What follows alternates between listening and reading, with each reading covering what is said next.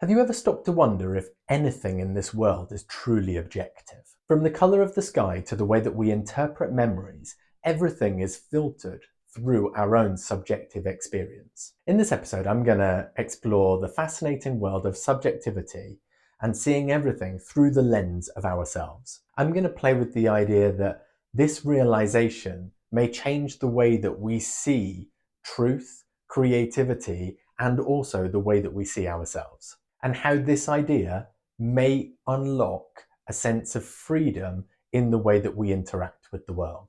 Hopefully rethinking the way that we know a thing and also rethinking the way that we view creativity at the same time. So let's get into it. Hi, and welcome to another episode of Thinking Differently, a podcast designed to take an idea, pull it apart, and challenge the way that we think about it. I'm your host, Andy Franklin, and I'll be your guide through this sometimes wandering journey of exploration, which will hopefully leave you with more questions than answers and a lot to think about. As always, I'm going to start with a disclaimer, which is even more appropriate given that I'm about to talk about subjectivity. All of the ideas in this episode are only mine. They are seen through my view of the world at the moment. I'm not saying that at any point any of this is objectively true. And I'm also hopeful that over time, my ideas may change and grow and develop using the growth mindset when new things come into my awareness. Any generalizations that I make in this are just my generalizations. I understand that everything is more nuanced and there are probably exceptions to every rule. And finally, I can't give you your truth. Only you can understand your own ideas and the way that you think about things. All I'm trying to do here is bring things up into my conscious awareness so I can play with them, and hopefully it might nudge you to think about some things too. So let's get started. First off, let's just define what I mean by objective and subjective, just in case there's any doubt here. Objective, especially when it comes to truth, as I am speaking about it, would be to say that something was absolutely true, objective of any other factors. And subjective, for me, is something which is always fed through the lens of the subject. So always fed through the lens of somebody interpreting that thing. So I started playing with this idea because while looking at the self, I started investigating whether or not anything could actually be objectively true. So if everything within the whole world is fed through some kind of subjective filter, through the lens of the people who are experiencing it, can anything objectively be true? Because everything has to be fed through a filter to be interpreted. So I started exploring some simple questions like, what is the color of the sky? Now, on any given moment, the sky could be a number of different colors, and everybody who is looking at the sky at that moment might see something differently. So that is fed through the subjective lens, even though most people agree that there is a generic color of the sky.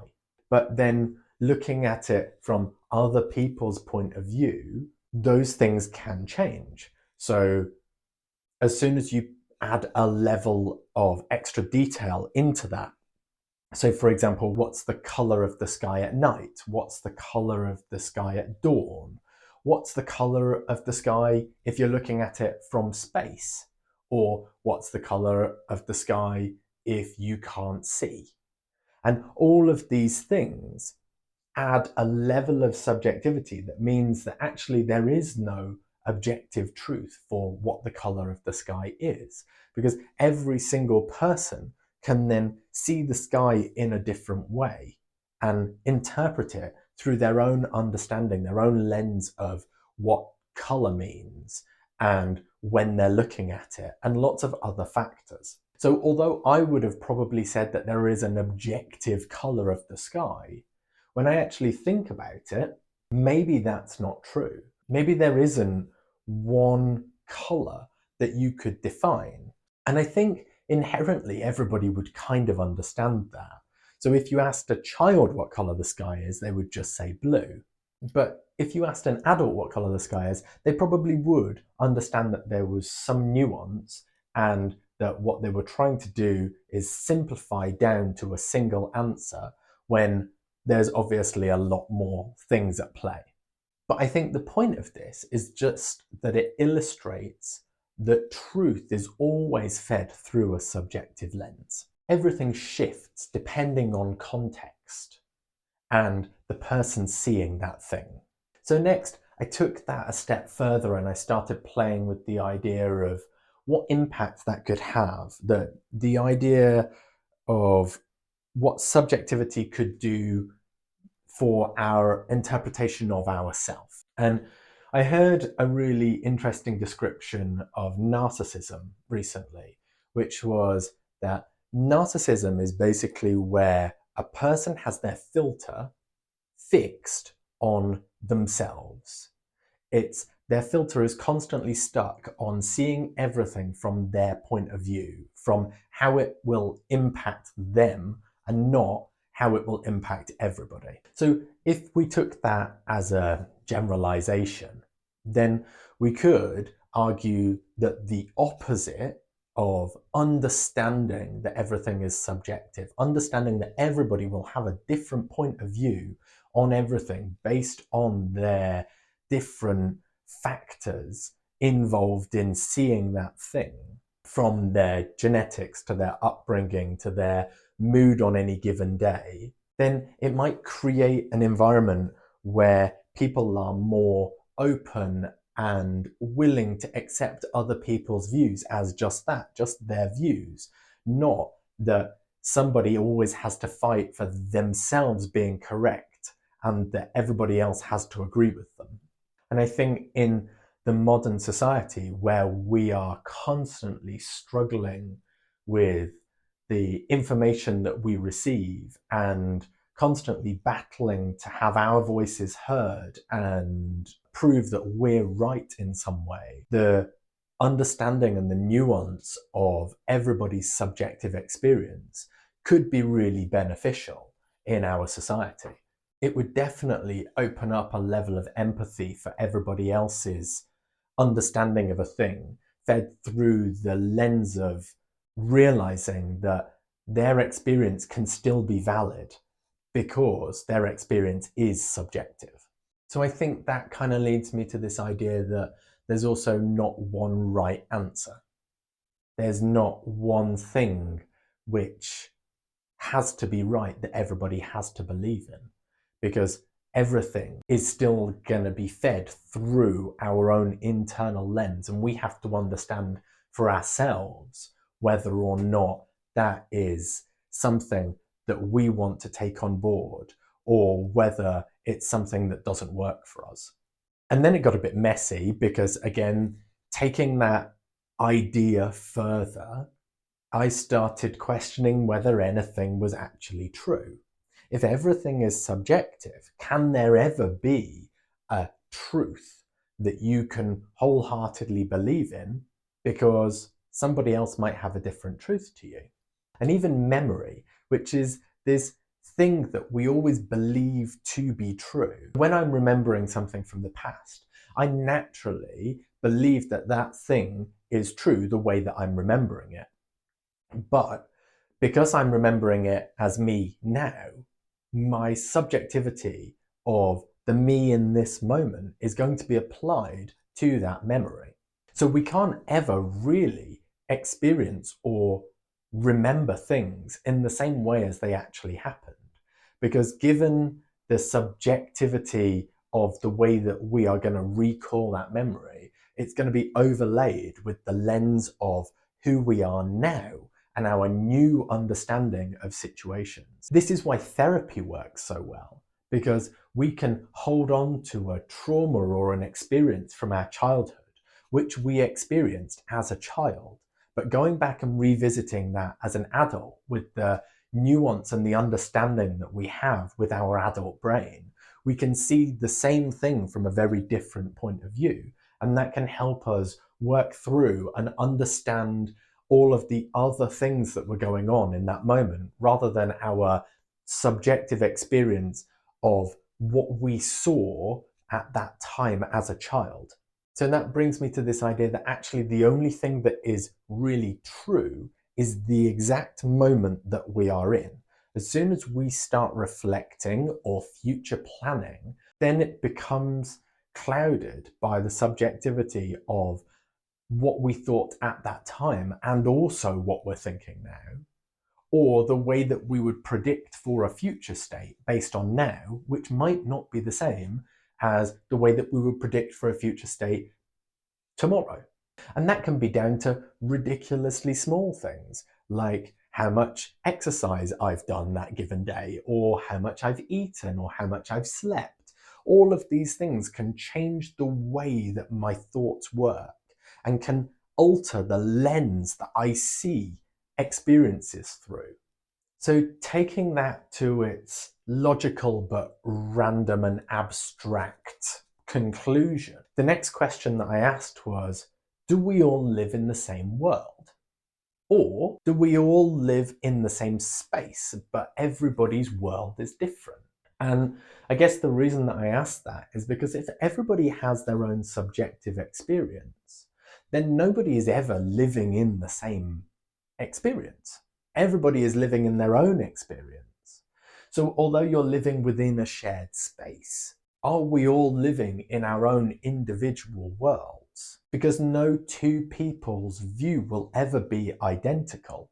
And so if we're trying to understand that everything is subjective and that we have to lean into that and understand that other people might have a subjective interpretation which is different from ours, does that mean that we have to hold on to our worldview alongside an infinite number of other worldviews? Because everybody has a slightly different and nuanced way of seeing the world, which feels like a very complicated thing that wouldn't be possible. Where I got to with that is that although you probably can't see everything from an infinite number of possibilities, it is important to hold on to the cognitive dissonance that's created by believing a thing and also understanding that somebody else might have a different opinion on that thing and that their opinion might still be legitimate and valid. And what that means is that all of these kind of black and white thinking and black and white ideas don't really stack up when you feed it through this idea. So I can understand that I inherently have an advantage of being white and male within the world, and yet I can still, from a subjective opinion, sometimes not feel like I am getting an advantage. Whereas I can completely understand at the same time that somebody else without those traits may see me as having an advantage over them because of the things that they are going through and their subjective experience of life. And again, that comes with the idea of generalization. It comes with this idea that because I have certain traits, I am always going to get the benefits of those traits. And while that may be true in some cases, it's not necessarily true in others.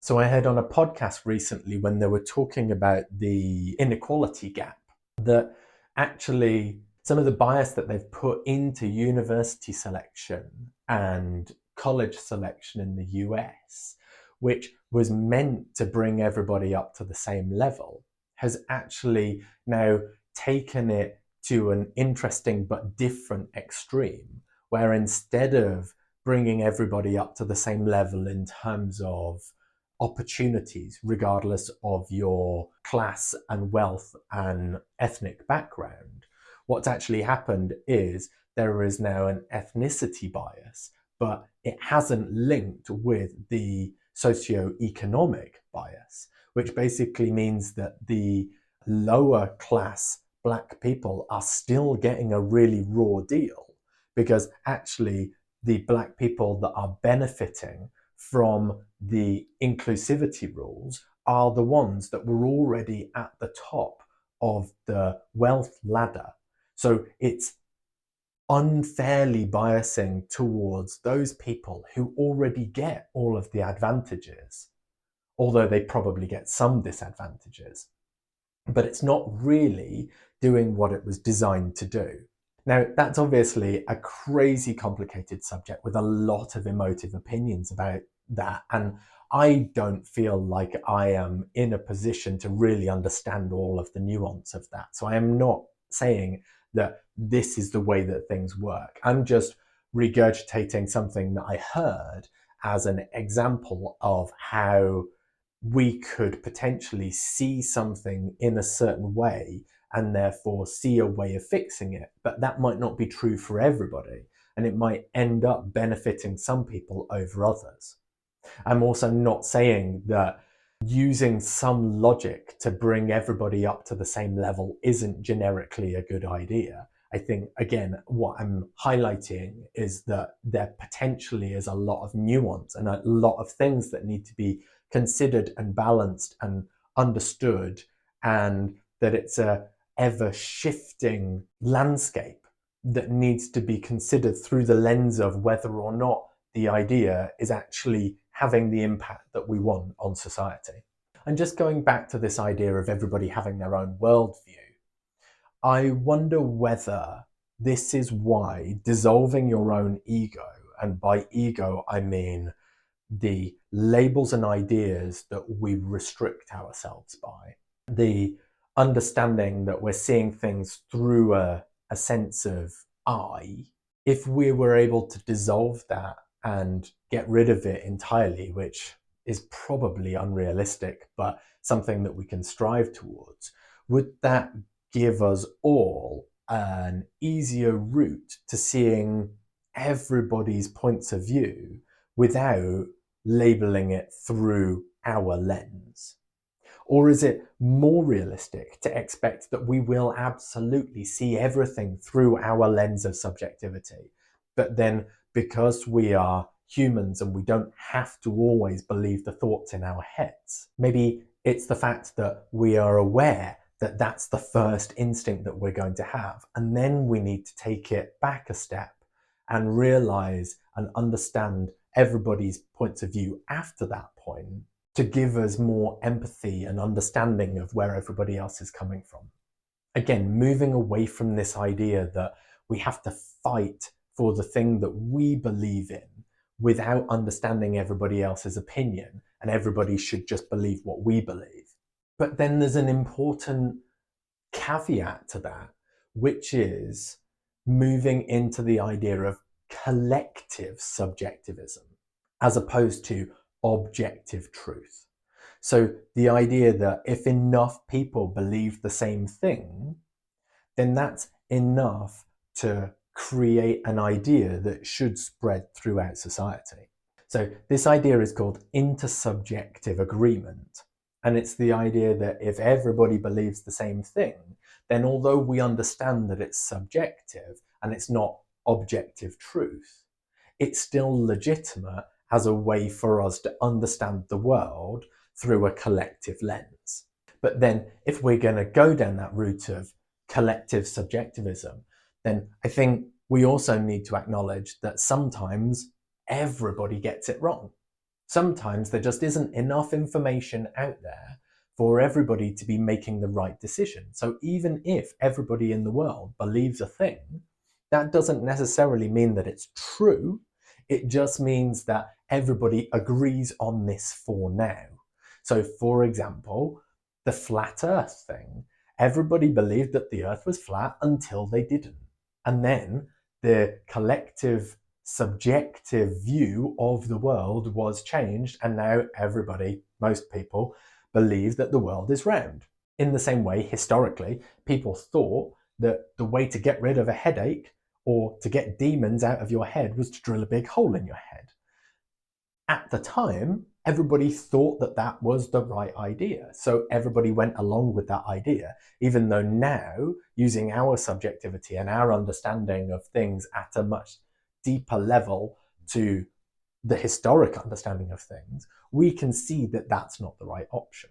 So there is this idea of an evolving nature of truth, or the way that we see truth, which is the collective subjectivism, which can change over time. And we have to be cognizant of that while interpreting the world in a certain way.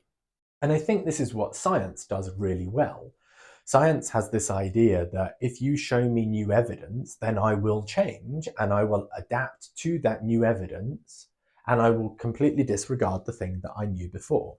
But there is still this idea within science that the best way of interpreting something is through their lens. So there is an idea that science in general is the best way of looking at the world, and whatever their collective subjective view on the world is the one that we should all adopt at the moment until they find something different. And I think sometimes that's a little jarring for me, because I think it's very difficult for people to accept that they don't know the answer. And again, we're in this world at the moment where it's not okay to admit that you don't know the answer. If we look at politicians, for example, any time any politician has ever said, actually, I don't know the answer to that, they've been completely destroyed by the weight of people weighing in saying, well, you should absolutely know that. So politicians, for me, when they're talking on news programs or TV, now look like they're so desperate to regurgitate facts that they're never really open to having an honest conversation where they say, actually, I don't know, because that's not something that is relevant to me right now. And that kind of gotcha culture of news reporting, where they ask a politician a really specific question about the budget or how much they promise to spend on a certain thing, and then when the politician doesn't remember the exact number, then somehow they are flawed. Whereas any of us would perfectly accept that we might not remember all of the time all of the things that we're paying for and exactly how much they cost. We have a rough idea of them, but we don't know exactly how much they cost, but we know that we could just go and look for it. And I think for me, I'd really like to get to a place within society where everybody is comfortable enough to say, I don't know the answer to that yet. Or I don't know the answer because I haven't got enough information. Or I don't know the answer because I don't remember because I was thinking about something else. All of those should be legitimate answers to questions if you really don't know. And yet we've been indoctrinated into this idea that we have to give an answer. We have to say that we know something. It's not okay to sit back and say, I don't know, because then it implies that we're stupid or we're misinformed or we haven't done the correct research or we haven't memorized the facts. Whereas actually, I think it is perfectly legitimate to say, I personally don't know the answer to that yet, and leave it at that. So then, just digging into this objective truth idea, I think potentially there might be an objective truth. If we take an example of a rock is probably a rock regardless of whether or not it's being perceived, right?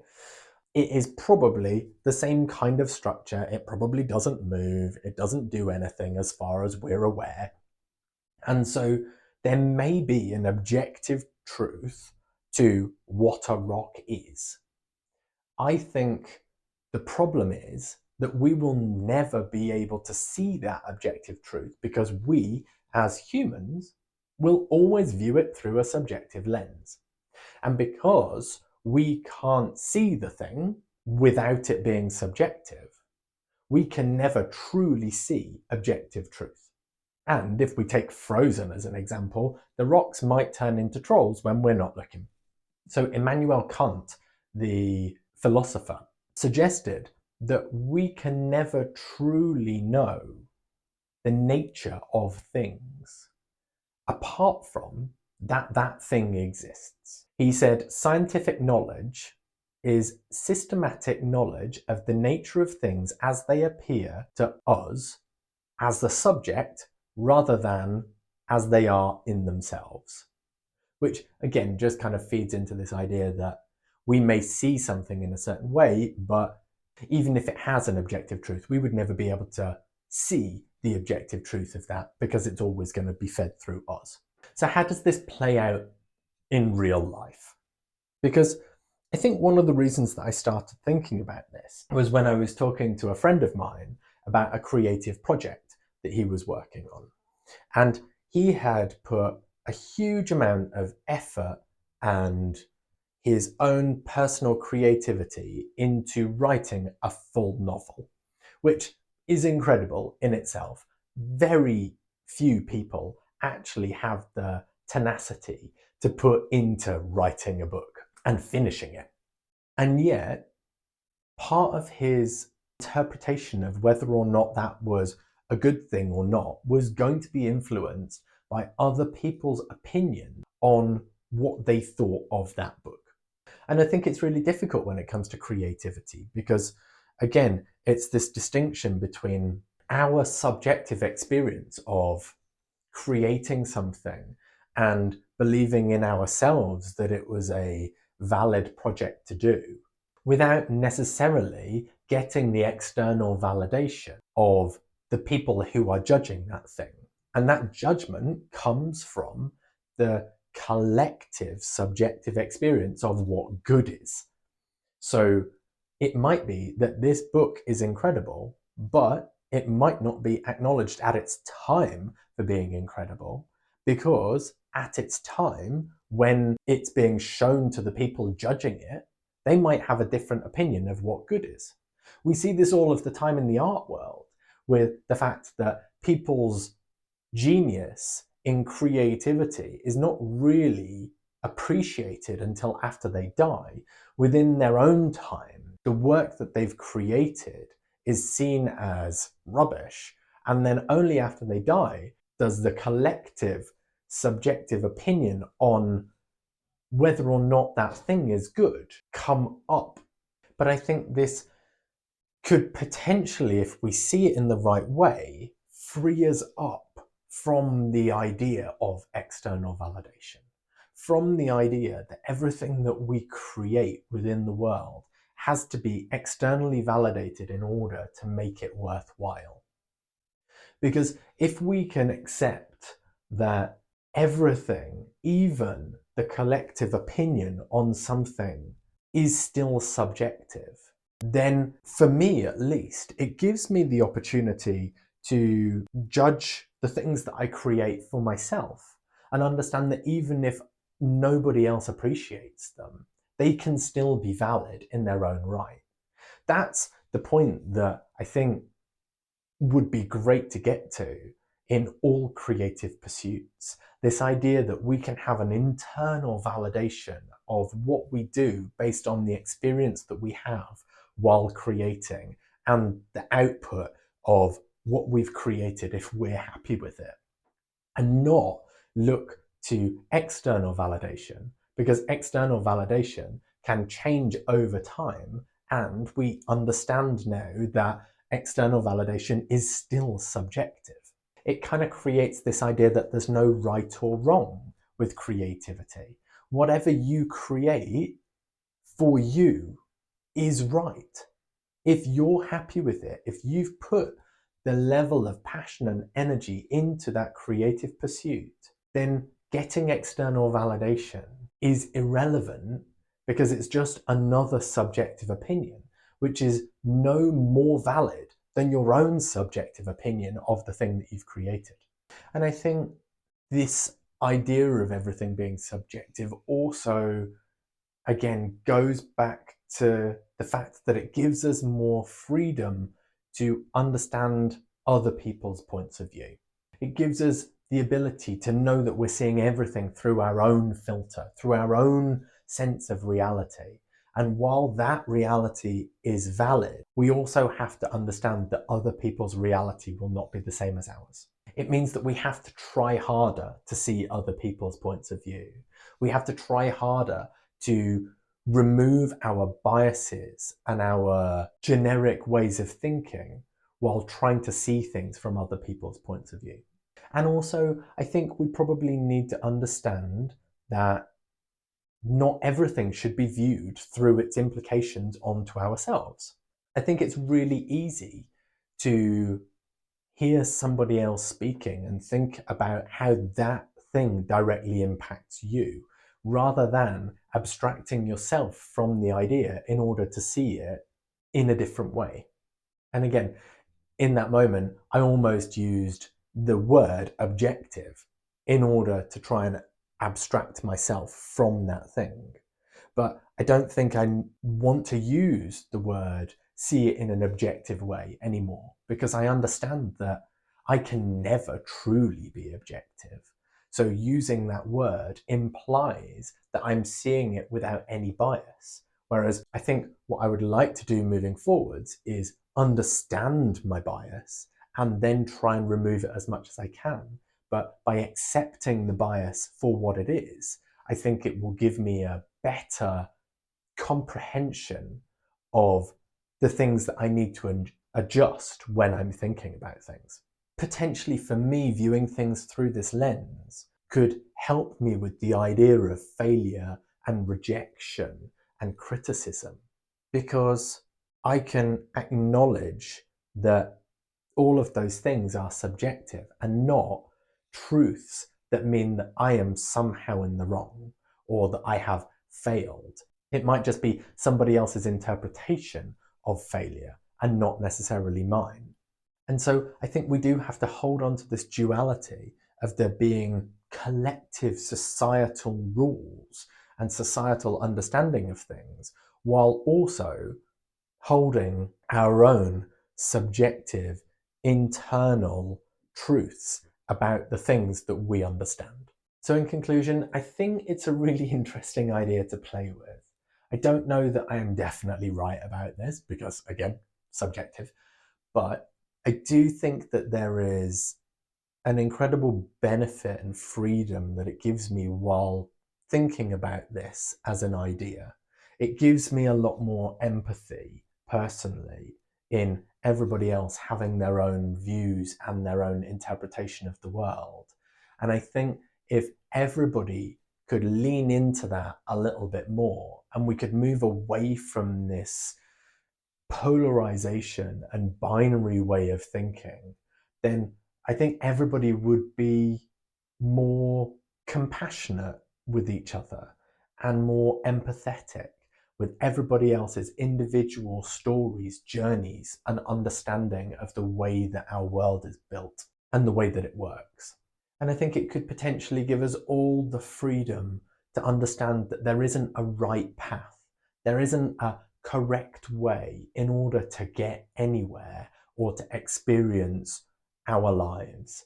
It's all subjective. It's all down to us as individuals to make choices on the way that we want to live and what we want to believe.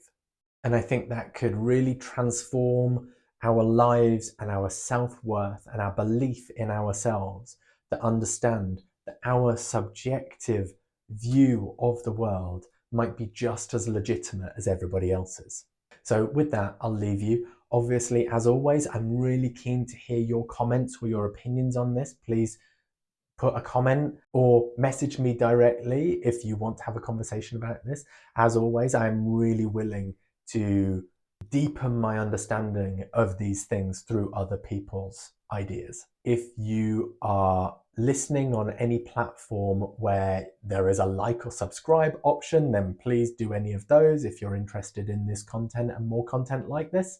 And I hope to see you again on the next one. Take care.